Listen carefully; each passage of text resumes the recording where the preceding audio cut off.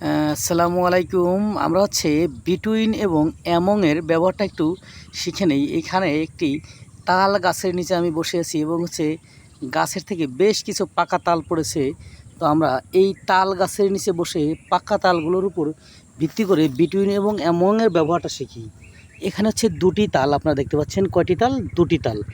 এই যে দুটি তাল, এই দুটি তালের মধ্যে যদি আমি কিছু একটা জিনিস এখানে মধ্যে রাখি তাহলে বিটুইন হবে। অর্থাৎ অথবা দুইটি তালের উপর যদি আমি ভাগ করি, কোনো একটা জিনিস যদি আমি দুই ভাগে ভাগ করি তখন বিটুইন হয়। সেটা যে জিনিসই হোক না কেন সেটা হবে দুই ভাগ। অর্থাৎ আমি দুইজনের মধ্যে কিছু টাকা ভাগ করে দেবো। I want to divided some money between two people or between two brother.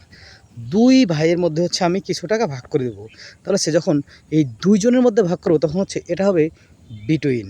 আর যদি এমন হয় যে এই দুইয়ের চেয়ে বেশি, যদিও আমরা ওখানে তালগুলো দেখেছিলাম যে এখন দেখুন পিছনে দুইয়ের চেয়ে বেশি তাল আছে। অর্থাৎ যখন একটা জিনিস দুইয়ের চেয়ে বেশি ভিত্তির উপর কাজ করবে, যেমন I want to divided those money among three people.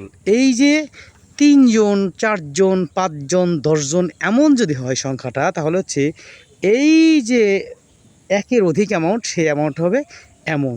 এবং দুইজনের যদি অ্যামাউন্ট হয় তাহলে between. Thank you so much.